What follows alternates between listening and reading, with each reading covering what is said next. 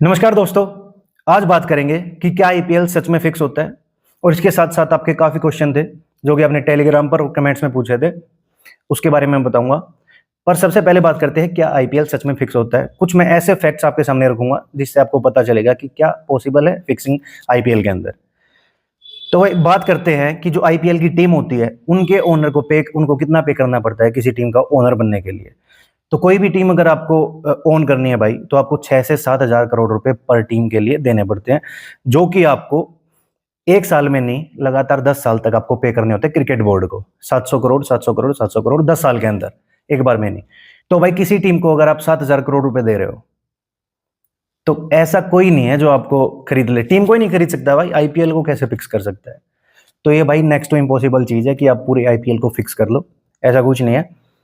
और इसके साथ जैसे अब अगर किसी ने आप टीम खरीद ली है, अब वो पैसा रिकवर कहाँ से करता है।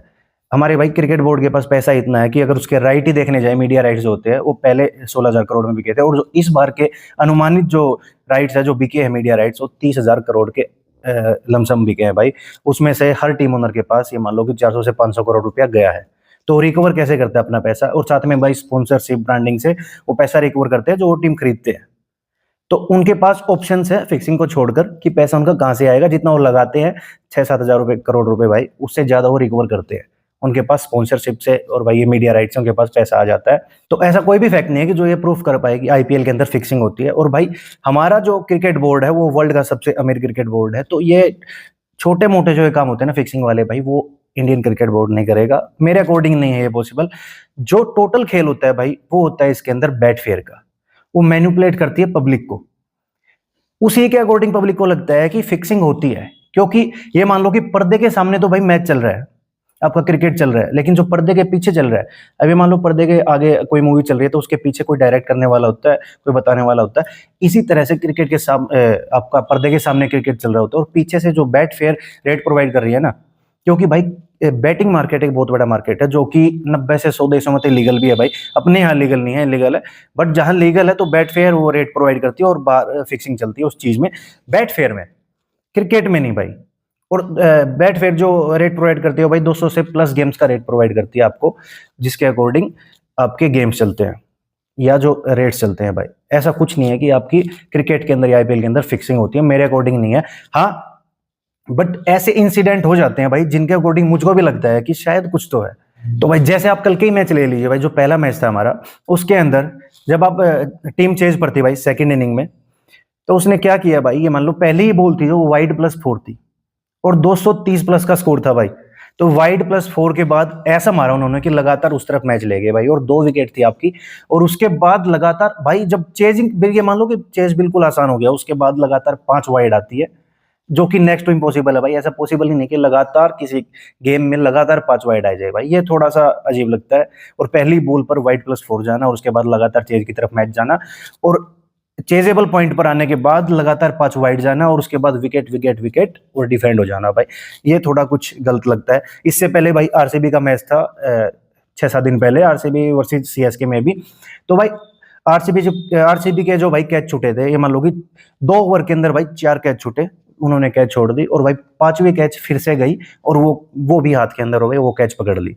तो भाई कहीं ना कहीं ऐसा लगता भी है भाई देख के कि कहीं कुछ है तो नहीं, बट भाई ऐसा कुछ नहीं है कि हम एलिगेशन लगाए। वो ना प्रूव कर सकते हो आप, ना मैं कर सकता हूँ भाई।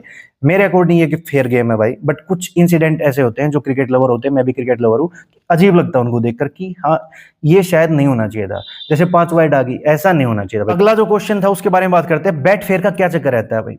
बैट फेयर भाई सबसे बड़ी आपकी रेट प्रोवाइडिंग कंपनी है, उसी के अकॉर्डिंग भाई रेट्स चलते हैं जो पूरे वर्ल्ड में भाई। ये मान लो कि आपकी 100 प्लस तो भाई ऐसी कंट्रीज है जिनमें बैटिंग लीगल है, तो वहां पर उसी के अकॉर्डिंग जो रेट चलते हैं भाई। एक हमारे भाई हैं अमित मजीठिया भाई, उन्होंने भाई जैसे बताया, एक लास्ट वीडियो थी उसके अंदर मैंने देखा कि जैसे कोई भी अगर बैट करते हैं कि 49 पर ज्यादा बैट कर दी, 47 पर ज्यादा बैट कर दी, तो आपका एक रेट वहां पर मिल जाता है, वही रेट आपका ओपन होगा। नहीं भाई, ऐसा कुछ नहीं होता भाई। बैट फेयर कोई पागल कंपनी नहीं है भाई, बहुत ज्यादा बजट है उसका, और भाई 7 से 8 हजार एम्प्लॉयज के नीचे काम करते हैं। तो पूरे मैच स्टैट देखकर भाई, उसको भाई पिच को देखकर, सब कुछ लास्ट परफॉर्मेंस को देखकर वो एक टीम रेट ओपन करते हैं, जो मैच का रेट ओपन होता है, जो आपको मिलता है 87-88, मुंबई फेवरेट या कोई भी टीम भाई, जो उनका रेट ओपन होता है वो बैट फेयर के अकॉर्डिंग होता है भाई। ऐसा नहीं है कि वो आपकी बैट को देखकर रेट ओपन करेंगे भाई, 2 दिन पहले वो रेट ओपन कर देते हैं मैच में। तो अमित भाई यहाँ आप गलत थे। बेटफेयर का अपना एक सिस्टम है, उनके नीचे 8,000 एम्प्लॉय वर्क करते हैं भाई, वो अपने हिसाब से ही रेट को चलाते हैं, ऐसा नहीं कि आपकी 2 बैट से वो रेट हटाएंगे। और भाई दूसरा जो अमित भाई आपका कंसेप्ट था जो मैंने वीडियो देखी थी, उसके अंदर आप बता रहे हो कि कोई भी आएगा, ये मान लो कि इंडिया वर्सेस न्यूजीलैंड का मैच है, और अगर उसने 47 पैसे पर न्यूजीलैंड जिताई और बड़ी बैट कर दी तो रेट 70 पैसे चला जाएगा। नहीं भाई, ऐसा नहीं है, वो बैट फेयर है। ऐसा नहीं कोई भी आके मैनिपुलेट कर देगा उसके रेट को और 70 पैसे तक ले जाएगा। और दूसरी जो बात आपकी थी, आपने क्या बोला कि 40, ये मान लो कि 45 पैसे इंडिया चल रहा है और यहाँ पर सबने इंडिया को ही लगा दिया, सबने इंडिया जितवा दी 45 पैसे से, तो आपका रेट सीधा नीचे चला जाएगा और इंडिया जीत जाएगी। भाई मार्केट लोड कंसेप्ट आपके पास है या नहीं भाई अमित भाई? कैसे देख रहे हो चीज को? मतलब अगर पूरी टोटल पब्लिक 45 पैसे पर अगर इंडिया लगा देती है तो रेट नीचे कैसे चला जाएगा भाई?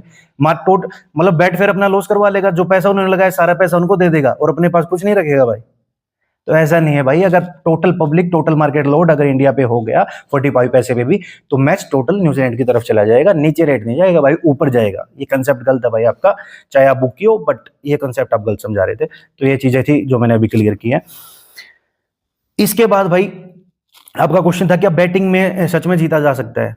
भाई अगर आप प्रॉपर गाइडेंस से, प्रॉपर तरीके से सारी स्ट्रेटेजी फॉलो करके अगर आप बैटिंग करते हो, प्रॉपर माइंड सेट के साथ, प्रॉपर एक लिमिट के साथ, एक बजट को डिवाइड करके और एक ही लिमिट के साथ बैटिंग कर रहे हो, तो आप पॉसिबल है कि जीत पाओगे। अगर नहीं जीते तो भाई हारोगे भी नहीं, इन स्ट्रेटेजी के अकॉर्डिंग, प्रॉपर मैनेजमेंट के साथ, मनी मैनेजमेंट के साथ और एक प्रॉपर माइंड सेट के साथ और गेम को समझकर अगर आप बैट करते हो, तो अगर आप नहीं जीते तो हारोगे भी नहीं भाई। इसके बाद बात करें क्या बैटिंग लीगल होनी चाहिए? तो भाई अगर मैं बात करूं बैटिंग लीगल होनी चाहिए या नहीं होनी चाहिए, भाई काफी सेंसिटिव मुद्दा है।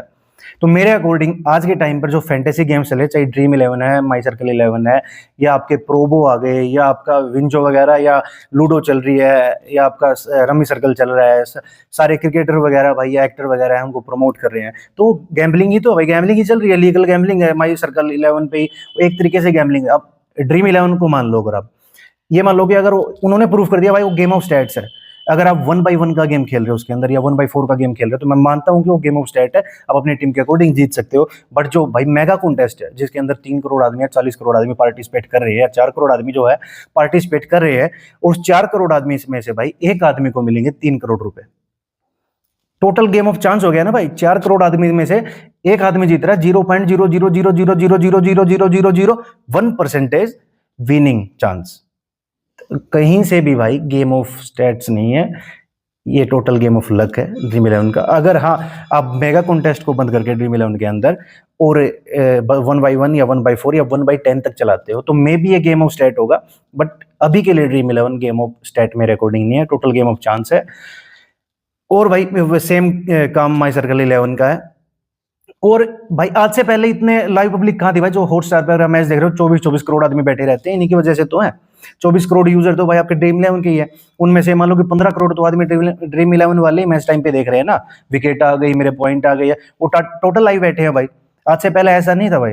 ये मान लो पहले मार्केट में अगर क्रिकेट खेलने वाले अब यही है जो ड्रीम 11 से भाई वही मैनिपुलेट होकर क्रिकेट बैटिंग के अंदर भी जा रहे हैं बंदे। तब ये मान लो कि 24 करोड़ आदमी अगर वहां पर एक्टिव है, तो उसमें से 5 से 10 लाख आदमी ऐसे भी तो होंगे कि मैं डायरेक्ट पैसा कमाता हूँ क्रिकेट से जाकर, तो वो भाई क्रिकेट बैटिंग में भी आते हैं और वहां पे आकर अपना लॉस करवाते हैं फैंसी वगैरह में या यस नो में। और भाई काफी पैसे आ गए हैं जो यस नो करवाते हैं। प्रोबो हो गया जैसे आपका भाई 4 रन जाएंगे या नहीं जाएंगे, यस और नो, यस नो के नाम पर भाई टोटल आपकी बैटिंग चल रही है, या भाई आपका कोई भी रेट ओपन हो रहा है प्रोबो के अंदर, भाई मैच चल रहा है, तो उस मैच के अंदर भी भाई ये टीम जीतेगी, यस और नो। और भाई जैसे बैटिंग मार्केट में होता है वैसे उसके शेयर चलते हैं, ऊपर नीचे होते हैं।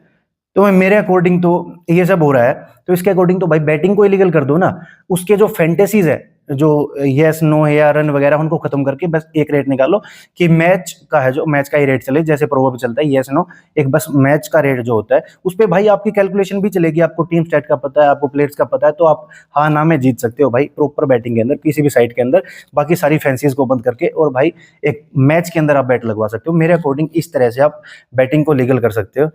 और भाई अगर सुधीर चौधरी साहब उन्होंने न्यूज में बताई थी कि अगर आप सालाना बजट देखो तो बैटिंग अगर आप लीगल करते हो तो आपका टैक्स 6 लाख करोड़ रुपए, यानी कि हमारे देश का रक्षा बजट है जो सालाना, उसका पैसा निकल जाएगा। तब खेल तो वो अभी भी रहे हैं भाई। ये मान लो कि अगर आप शराब के ठेके बंद कर देते हो तो इतने भाई सासी बैठे हैं कि लोग उनसे जाके लेते हैं, तो बंद होने के बाद ज्यादा लेते हैं।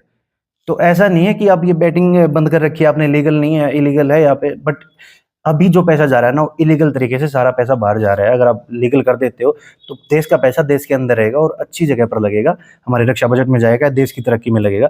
तो मेरे अकॉर्डिंग बैटिंग को लीगल कर देना चाहिए। और सारी चीजें लीगल है, उनमें प्योर बैटिंग चल रही है, पर वो चाहे कोई भी चीजें उठा लो, और भाई वहां से बंदे इतने एक्टिव हैं कि वो डेली मैच देख रहे हैं और भाई वहीं से डाइवर्ट होकर वो बैटिंग के अंदर आ रहे हैं और हार रहे हैं। तो इससे अच्छा है भाई जो टैक्स लगाकर और भाई बैटिंग को लीगल कर देना चाहिए मेरे अकॉर्डिंग, जिससे कि यूथ भी इधर उधर ना भागे। और जो बैटिंग को इलीगल हमारे देश में है उसको लीगल नहीं किया गया, उसकी वजह से भाई काफी बंदे बुकियों के पास खेलते हैं, और वो जब जीतते हैं तो भाई उनका पैसा नहीं मिलता है, हारते हैं तो उनका पैसा चला जाता है। तो इसका ये भी भाई साइड इफेक्ट है कि जीतने के बाद भी बंदों को जो पैसा में नहीं मिलता है, अगर लीगल कर दी जाए तो टैक्स कट के उसका पैसा उसके पास तो आ जाएगा, सेफ तो रहेगा, उनको एक भरोसा तो रहेगा, और साथ में अपना पैसा अपने देश के अंदर रहेगा और वो कहीं ना कहीं देश के विकास में लगेगा भाई। तो मेरे अकॉर्डिंग बैटिंग लीगल होनी चाहिए। आपकी क्या राय है आप कमेंट में बता सकते हो। इसके साथ साथ क्या टेलीग्राम टिपर्स के पास कोई फिक्स रिपोर्ट आती है? भाई इतना बड़ा है ना हमारे क्रिकेट बोर्ड का बजट है कि कोई भी टुच्चा पुच्चा अगर उसको फिक्स नहीं कर सकता कि वो रिपोर्ट लेके बैठेगा। बस वो मैच से पहले तुक्के मार देते हैं कि ये जीतेगी या वो जीतेगी, और भाई विनिंग चांस इतने ज्यादा है ना, 50-50 का चांस है भाई। ऐसा नहीं है कि जैसे ड्रीम इलेवन में है कि 0.001 एक ही बंदा जीतेगा, इनके पास तो टोटल 50-50 के चांस है, या तो वो जीतेगी या ये जीतेगी, जो उन्होंने तुक्का मारा एक तो पास जाना ही है। तो यही फिक्स रिपोर्ट है, यही टीवी तोड़ रिपोर्ट है, यही भाई कंगन बेचो रिपोर्ट है, और यही घर तोड़ रिपोर्ट है भाई। इनकी तो यही होती है जो मैच से भाई। इससे इसको यहीं पे छोड़ते हैं, इससे आगे जो है बात करते हैं कि कैसे पहचाने कि कोई टिप्पर सही है या नहीं है। टेलीग्राम भाई आज के टाइम पर टेलीग्राम पर भाई 10,000 से ज्यादा टिप्पर है, तो कैसे पहचान सकते हैं कि कोई टिप्पर सही है या नहीं है, किसका चैनल आपको लेफ्ट करना है, किसके पास रहना है भाई। तो मेरे अकॉर्डिंग भाई जो भी आपको टीम मैच से पहले दे दे उसको छोड़ दो, कोई भी आपको 90 पैसे 80 पैसे 70 पैसे पर टीम दे दे उसको छोड़ दो भाई, या बार बार एंट्री देता रहे। कोई भी ऐसा टिप्पर हो भाई जो आपको पूरे मैच में डाइवर्ट रखे उसको छोड़ दो। ऐसे बंदे को रखो भाई जिसको आपको सही में लगे कि उसको नॉलेज है, उसको थोड़ा मैच पर पकड़ है, थोड़ा ओट पर पकड़ है, उसके साथ आप रहो, और एंट्री भी एक ही दे और छोटे रेट में दे, तो मे भी वो जेन्युइन है भाई। मेरे अकॉर्डिंग उस बंदे को आप अपने साथ रख सकते हो। तो बाकियों को छोड़ दो भाई, क्योंकि माइंड इतना डाइवर्ट रहेगा ना भाई किसी किसी को फॉलो करके कि आप भी नहीं समझ पाओगे, कभी नहीं जीत पाओगे। तो ऐसे बंदों को छोड़ दो जो मैच से पहले टीम दे दे, या भाई बीच में 3-4 एंट्री दे दे, या कुछ भी बके, आपको सब पता चल जाता है भाई। आपका दिमाग आपको तभी बता देता है कि जेन्युइन है नहीं है। तो मेरे अकॉर्डिंग यही था भाई सही और गलत में पहचान। अब भाई बात करते हैं रेस्पॉन्सिबल गेमलिंग क्या होती है।